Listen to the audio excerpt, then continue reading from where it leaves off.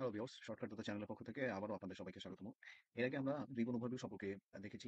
আমি ৩ টা ভিডিওতে আপনাদের পার্ট বাই পার্ট এই রিবন ওভারভিউটা আপনাদেরকে আমি দেখিয়েছি। তো আজকে আমি দেখাবো এই রিবনগুলোকে আপনি কাস্টমাইজ করতে পারবেন কিভাবে। আপনার কাজের সুবিধার্থে আসলে আমরা এই রিবনগুলোকে কাস্টমাইজ করতে পারি এবং বিভিন্ন কুইক অ্যাক্সেস টুলবার এখানে ক্রিয়েট করতে পারি, যেটা আসলে অনেকেই জানে না। তো আমার মনে হয় যে আজকের ভিডিওটা সবার জন্য খুবই একটা ইম্পোর্টেন্ট ভিডিও, বিকজ এখানে আপনার কাজকে আরো দ্রুত এবং অতি সহজে করতে পারেন। তো চলেন দেখে নিই আমরা কিভাবে রিবনকে কাস্টমাইজ করতে পারি। মূলত আজকে ৩ টি টপিকসে কথা বলবো। সেটি হচ্ছে ক্রিয়েট ইউর ওন ট্যাব, অর্থাৎ এই যে ট্যাবগুলো আছে এই ইনসার্ট, ড্র, ডিজাইন, লেআউট, এরকম আমরা একটা ট্যাব ক্রিয়েট করব এবং সেখানে কমেন্টস এই ট্যাবের মধ্যে যে ধরেন এই ইনসার্টের মধ্যে এগুলো কিন্তু হচ্ছে কমেন্টস, অর্থাৎ যেটাতে আপনি ক্লিক করবেন সেটা কমেন্টস বই অনুযায়ী এখানে চলে আসবে। তো এরকম কমেন্টস আমরা অ্যাড করবো এবং কিভাবে এই কমেন্টস তৈরি করা যায় যেগুলোতে আপনার কুইক অ্যাক্সেস টুলবারের মতো এই যে এখানে আপনি সেভ বাটন দেখছেন, ডান আন্ডার আন্ডু এবং ডু বাটন দেখছেন। তো এই ধরনের কিভাবে কুইক অ্যাক্সেস টুলবার আমরা এখানে নিয়ে আসতে পারি যাতে করে আমাদের কাছে আরো সহজ হয়ে যায়। তো ঠিক আছে, চলেন আমরা দেখে নিই কিভাবে আমরা ক্রিয়েট ইউর ওন ট্যাব আমরা করতে পারি। তো এটার জন্য যেটা করতে হবে আপনাদেরকে, সেটার জন্য যেতে হবে প্রথমে ফাইল অপশনে গেলে আপনি এখানে দেখতে পারবেন যে অনেকগুলো অপশন রয়েছে। তো সেখান থেকে আপনি এখানে মোড়ে যাবেন।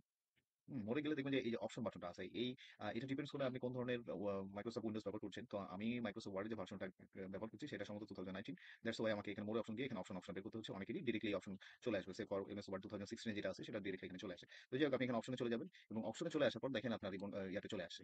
তো এখানে আসার পর আপনি এই যে কাস্টমাইজ যে রিবন অপশনটা আছে সেই কাস্টমাইজ রিবন অপশনে ক্লিক করবেন এবং ক্লিক করার পর এখানে দুইটা ঘর চলে আসলো। দেখেন এখানে পপুলার কমেন্টস যেগুলো আছে অর্থাৎ এগুলো যেগুলো বা আমরা ব্যবহার করি সেগুলো এখানে দেওয়া থেকে, আর এগুলো হচ্ছে মেইন ট্যাবস। এই মেইন ট্যাবস গুলো তো হচ্ছে যে এইগুলো ট্যাবগুলো। হ্যাঁ, এই ট্যাবগুলো হচ্ছে মেইন ট্যাব হিসেবে কাউন্ট হয়।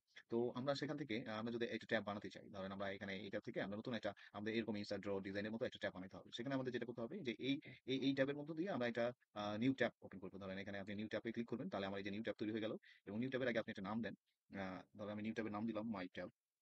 ওকে, মাই ট্যাব নাম দিলাম এবং তো আমার মাই ট্যাব একটা তৈরি হয়ে গেল এবং মাই ট্যাব তৈরি হলো। এখানে মাই ট্যাবের আন্ডারে আপনি এখন গ্রুপ করবেন, অর্থাৎ আপনার কোনগুলো কাজগুলোকে আপনি এই মাই ট্যাবের আন্ডারে নিয়ে আসবেন। তো সেটার জন্য আপনাদেরকে যেটা করতে হবে রাখতে চাই সেটা আমাকে জাস্ট অ্যাড করলে হয়ে যাবে। সেম ফর এই মাই ট্যাবের আন্ডারে আমি কি রাখবো, ধরেন এই কপি রাখলাম। তো কপি সিলেক্ট করার পর আপনি এই জায়গা থেকে কপি সিলেক্ট করার পর এখানে অ্যাড বাটনে ক্লিক করবেন। অ্যাড বাটনে ক্লিক করলে এই যে আপনার কপি কিন্তু হয়ে গেল। আবার ধরেন আপনি অন্য কিছু করতে চান, ধরেন আপনি ফন্ট ফন্টটা ব্যবহার করতে চাই। ওকে, আমি ফন্ট দিলাম, তারপর ফন্ট সাইজও দিলাম। ফন্ট সাইজও আমার এখানে। তো আমার মাই ট্যাবের আন্ডারে কিন্তু ৩টা বাটন হয়ে গেল এবং আমি সেই সাথে চাচ্ছি যে সেভ বাটনটা আমি রাখতে চাই। একে সেভ বাটনটাও আমি মাই ট্যাবের আন্ডারে রাখতে চাই। তো এভাবে আপনি কিন্তু আপনার কাস্টমাইজ করতে পারেন এবং করার পর জাস্ট আপনি এখানে ওকে বাটনে ক্লিক করলে আপনার মাই ট্যাব হয়ে যাবে। দেখেন এই যে হোমের পর একটা মাই ট্যাব নামে একটা অপশন চলে আসে। তো আপনি এখানে মাই ট্যাবে গেলে কিন্তু আপনার এই যে দেখেন সেভ বাটন আমরা নিয়ে আসছিলাম, আমরা ফন্ট নিয়ে আসছিলাম এবং ফন্ট সাইজটা নিয়ে আসছিলাম। তো সেটার জন্য আপনাকে যেটা এখন আপনাকে খুব সহজেই আর আলাদা জায়গায় যেতে হবে না, আপনি মাই ট্যাবে নিয়ে আসে। এভাবে আপনি যদি আরো অনেকগুলো আপনি অপশন নিয়ে আসতে পারেন, নিয়ে আসে জাস্ট এখানে ক্লিক করলেই আপনার সেভ বা অন্যান্য যে ইয়েগুলো চাচ্ছেন সেগুলো চেঞ্জ হয়ে যাচ্ছে কিন্তু। হ্যাঁ, বা ফন্ট সাইজ বাড়ানো, এটা আপনার মতো করে কাজ করতে পারেন।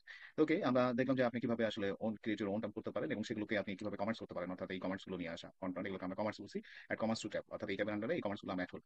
এখন চলেন আমরা কিভাবে আসলে add comments to quick access toolbar, অর্থাৎ এই যে উপরে যে টুলবার গুলো দেখছে এগুলোকে কুইক অ্যাক্সেস টুলবার বলে, যেগুলো আপনি খুব সহজে এখান থেকে নিয়ে কাজ করতে পারবেন। তো এটার জন্য যেটা করতে হবে, এগেন আপনাকে ফাইল অপশনে যেতে হবে। ফাইল অপশনে গিয়ে মোর অপশনে গিয়ে এখানে যে অপশনটা আছে সেখানে যেতে হবে। এখানে যাওয়ার পর যেটা আপনাকে আবার এখানে কুইক অ্যাক্সেস টুলবার আছে, এই কুইক অ্যাক্সেস টুলবারে আপনাকে ক্লিক করতে হবে এবং ক্লিক করার পর আপনি কোন টুলবারটাকে আসলে আপনি কুইক অ্যাক্সেস টুলবার হিসেবে নিতে চান সেটা জাস্ট আপনি ক্লিক করলে বা অ্যাড করলে এখানে হয়ে যাবে। সেরপর আমি এখানে কাট অপশনটাকে আমি কুইক অ্যাক্সেস টুলবার হিসেবে নিব। এখানে কুইক অ্যাক্সেস টুলবারে আসলো। তারপর আমি আহ, আর কোনটা নিয়ে আসতে পারি, ওকে পেস্ট অপশনটাকে আমি নিয়ে আসলাম। ধরেন এই পেস্ট অপশনটা নিয়ে আসলাম। তো এই দুটো অপশনকে আমি নিয়ে আসলাম এবং এখানে ওকে বাটনে ক্লিক করে দিলাম।